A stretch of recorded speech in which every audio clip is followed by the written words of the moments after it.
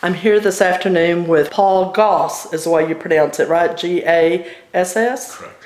All right. You have a very extensive bio.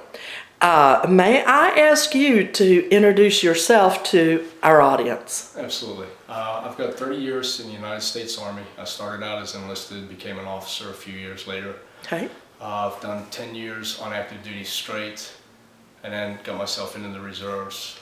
And then with the combat operations over the last years, I picked up an additional 5 more years on active duty. So Wow. my career of 30 years is split right down the middle between active duty and reserve. Very good. Very good. And you've also law enforcement? I do. I have a law enforcement background.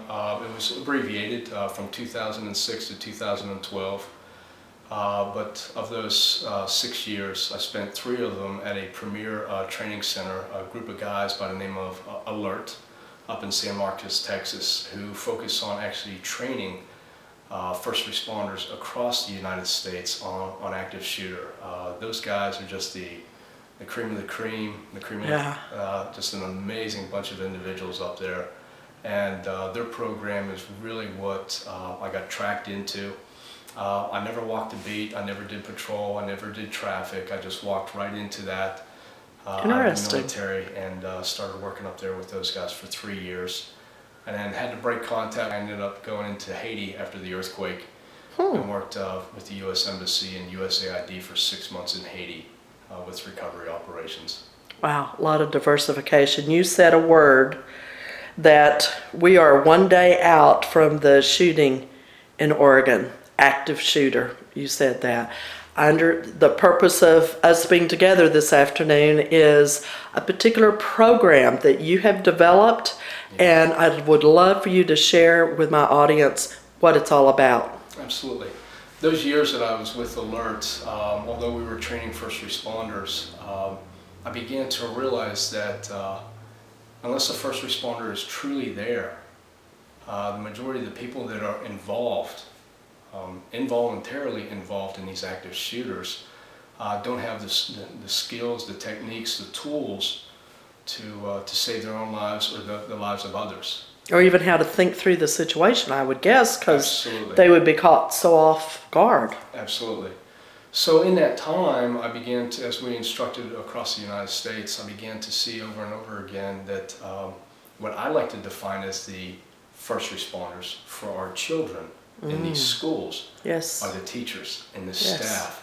So it's a paradigm shift. It's a different mindset of who truly is the first responder.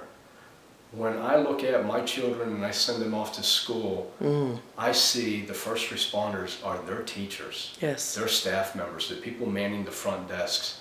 And it was that point in time, that is what motivated me to create this curriculum and get this whole thing going, where instead of the first responders being trained, the teachers and the staff are trained, but not in direct to threat or going toe-to-toe with the active shooter. It is being able to control the children, keeping the children calm, thinking things through on what to do to place time and distance between themselves and the actual active shooter. What's the name of the program? It's called the 6-8 program. I'm a real big fan of Isaiah 6:8. Oh. It's a wonderful verse, and I have lived by that for several decades of my life. For those that aren't familiar, you want to share the verse? Sure. It's just, and the Lord asked, "Who shall I send? Who will go for me?" And I say, "Here I am, send me." All right. So for me, it just rings true throughout this whole program. So you wrote this curriculum and this concept to train teachers and staff to be able to respond in case of a crisis. How are you getting that word out into the community? Well, let me back up and give a little more history on this. When I came up with this program, I had a really good friend of mine up in Coppers Cove, who's the constable up in Coppers Cove, Texas. He and I started talking back and forth on this. And at that time, he was doing multiple jobs, I was doing multiple things. We just never could really truly form ourselves together. So we did break contact on that, and I continued on with this at a much slower rate. And then I started thinking about all the colleagues that I had served with in the military. And at the end of the day, I ended up pulling in about 11 close colleagues of mine. Buddies who are retired former Delta Force, former Navy SEALs, Wow. federal law enforcement officers, one or two snipers in the mix in there. Interesting company. So we had, yes, absolutely, absolutely. And we spanned, one of the gentlemen goes all the way back to Vietnam when he was a Navy SEAL. Oh. And so we've got guys from Vietnam all the way up to current day who've engaged during. There have been a lot of transition during that time in combat. And absolutely. Yeah. So in total, we're running about 120 years worth of experience on multiple levels. And granted, that's predominantly military, but within this mix, though, too, I have two federal agents that are constantly keeping me on track on what I'm supposed to do. And one of those gentlemen is actually he's a Navy SEAL for the for the reserves. Mm-hmm. So with that, these gentlemen have assisted me in vetting all of this through over the time. I ended up presenting this to Brigitte Gabriel from Act for America. Oh, okay. Who has been just a true godsend for this whole program. She came down here about a year or two ago, maybe even more. Mm-hmm. I got to sit down with her and we talked about the program, and she turned to her executive director and said, I really like this program. Let's see what we can do to get this going. Wonderful. Fast forward to today, underneath the Act for America website, they have a tab, Empowering Women. But within that tab, they have the Safe School programs. And it is there's an abbreviation of what the course is all about and why Act for America is doing this. So is it just in Texas? Is it across the United States? For right now, the 11 instructors that I have are scattered all throughout the United States. Okay. Great group of guys. But at this point in time, Act for America has asked that we just go ahead and confine it to the state of Texas, in a sense like a beta test. Okay. And see how it goes. To date, I've been able to talk to two Christian daycare schools. I've been able to talk to a mega church here in San Antonio. And then just recently I did the San Antonio Christian Schools off of 281. And I am invited back for 3 more classes to cover 100 plus of their teachers. Very good. Very good. So what does, of course we're not going to get into the curriculum, but when you go in to instruct, how much time's involved? Is there scenarios that are set up? Give me a little feel for the type of class it is. Sure. It's a 2-hour presentation. Okay. It's predominantly PowerPoint. But what I'll do is about an hour to an hour and 15 minutes, I'll give the PowerPoint presentation. And then what we'll do is we'll actually do a walkthrough of the school or the campus to expose the teachers and the administrators the way I see things, on where are your threat points, what are the things that you want to guard against. Let me take a look at the locking mechanisms on your doors. Do they open inward? Do they open outward? Where there's a lot of difference when that stuff starts happening. Wow. Are there fire evacuation maps on the walls? All of that stuff is, in a sense, waypoints to creating a solution for these issues. I don't want to go too deep into some of that because some of it is techniques, Sure. Policies and procedures that only those of us that are assisting need to know that. So is your purpose to get them where they can understand quickly and bring to mind what needs to be done during that time of that first shot until the police arrive? Yes. Or somebody absolutely. to help? Right, absolutely. One of the best things that anybody can do right off the bat is the power of observation. I cannot tell you how many times within my career just observing something has probably saved my life or turned what was going to be a bad situation into something good. Observation is the key before you react, before you begin to even thinking of what you're going to do. If you can observe, 82% of what is transmitted into our brain is done through our eyes. So to shut your eyes down or to close your hearing and to start moving without engaging your eyes, without engaging your hearing. I try to get people to realize, just wait. You would be amazed that what you will see if you just give it a second or two and watch the development of things. Interesting. Then, if you feel that something's not right, something's not right. Don't ever dispel that gut feeling that something's not right. And a lot of people tend to do that. And the course also, too, just brings to light that our teachers, in my eyes, are our first responders in regards to our children. They are the eyes and the ears. They are the protectors. They are the vanguards of protection for those children. I'm guessing every school is different too, and how they need to look at reacting to it based on the way it's laid out, just the room structure, whether there's windows, no windows, whatever, all those factors. Absolutely. I think one of the most frustrating things probably for my students is the simple fact that I stay so ambiguous on my answers.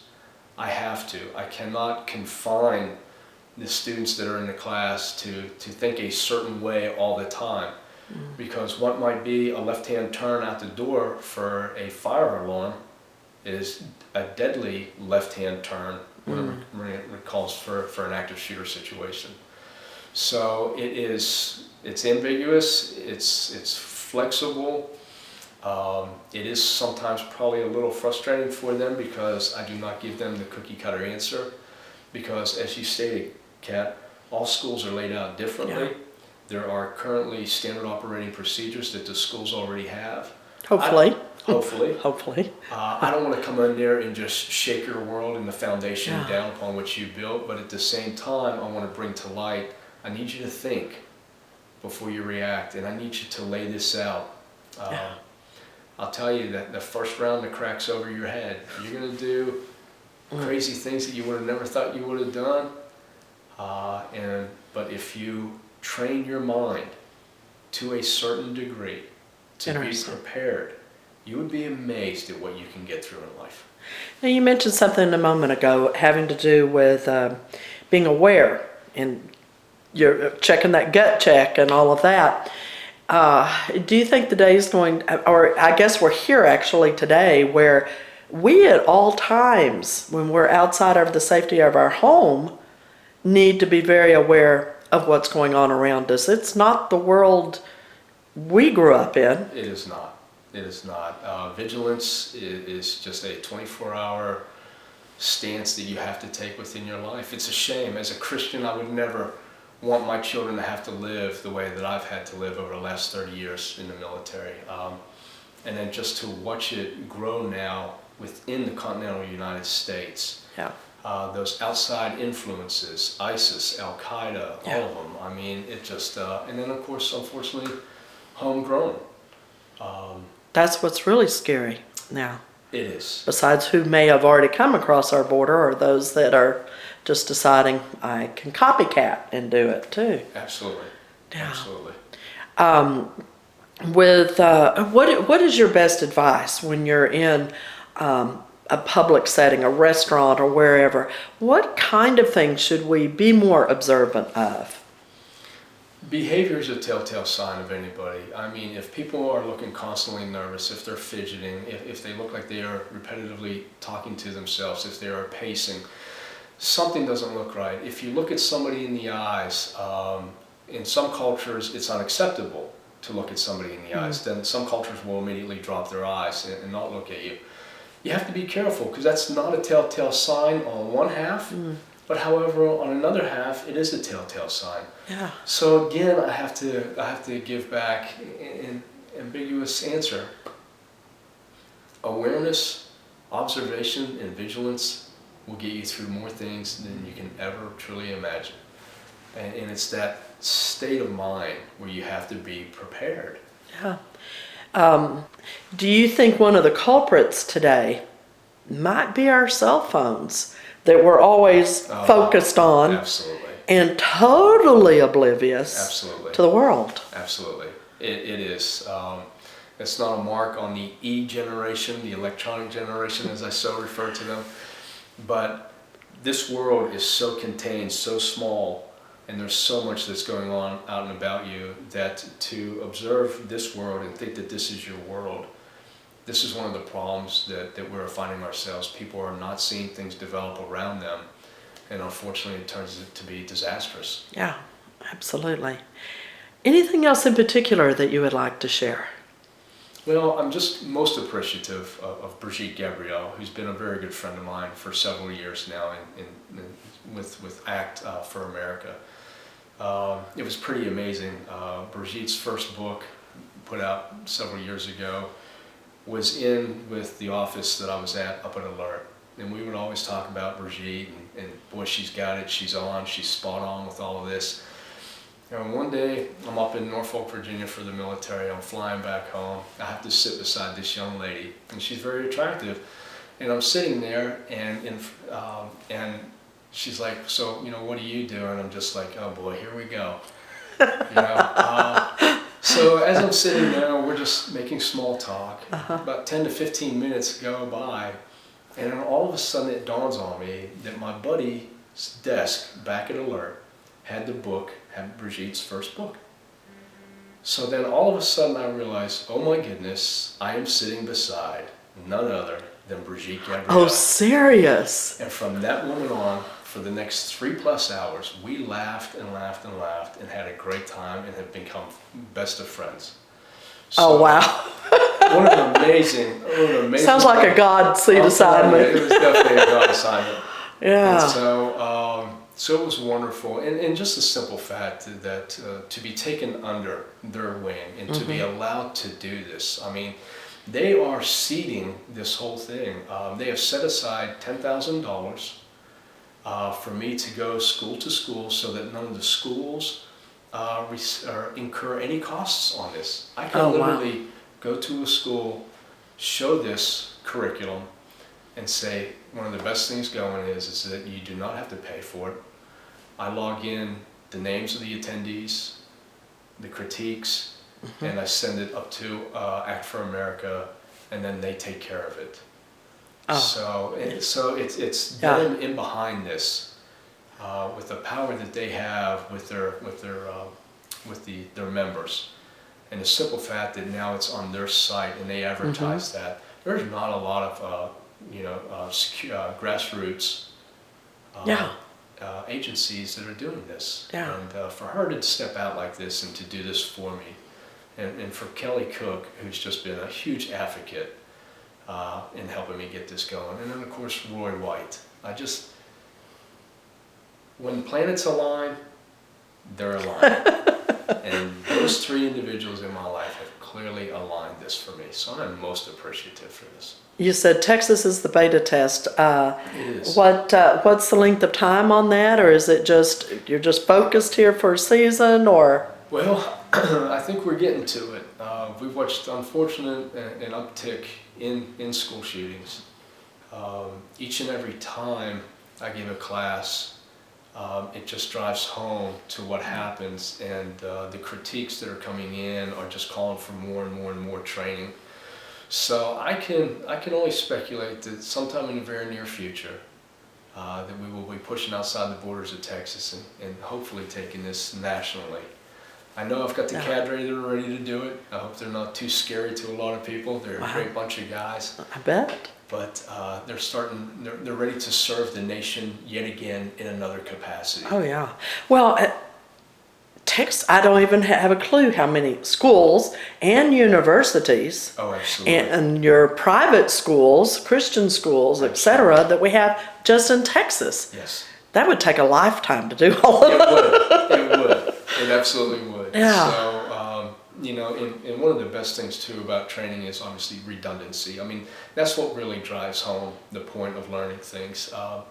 These situations, Kat, are just so terrifying. That unless can't even imagine. Continuously rehearse it in your mind and do some type of rehearsal, it's going to be overwhelming. The gentleman the Army veteran that was just recently shot up in Oregon. Yes. That gentleman threw himself in front of that door. It took, I believe, 3 to 5 rounds. I just saw a report, a total of 7 bullets Oh my is goodness. how many he took. And he's still alive. Yeah, By God's and smiling. grace, and smiling about it. But this is a guy who's had a combat tour that I'm aware of because I read about him today.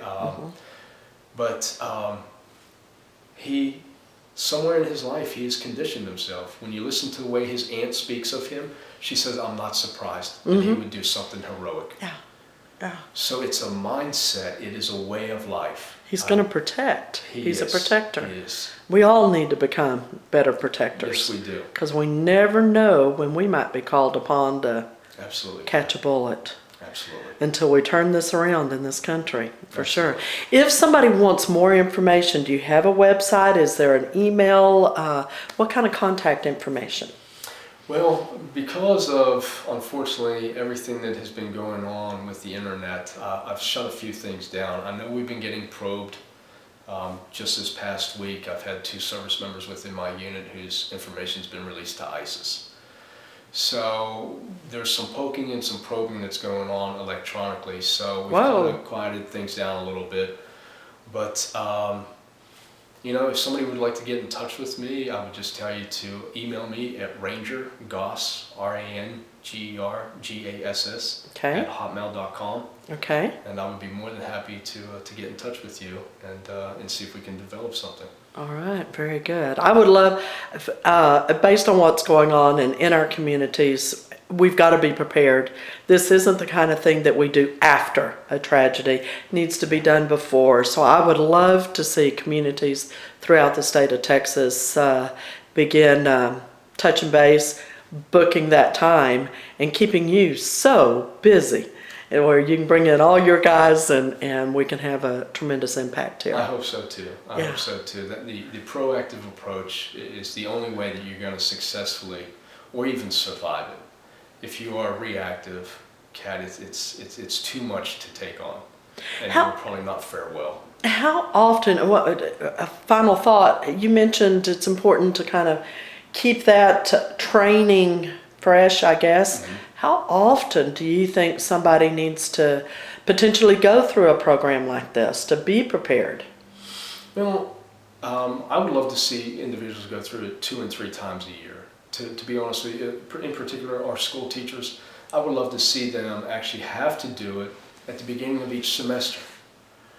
And just get the state's support in behind it to say, on top of all the other requirements that we place on our teachers, let's go ahead and assign 2 additional hours and get our teachers rethinking and our staff members thinking and rethinking, well, you know, what are the plans and policies and the procedures of this? I mean, we rehearse fire drills. Yes, tornado drills, whatever. Absolutely.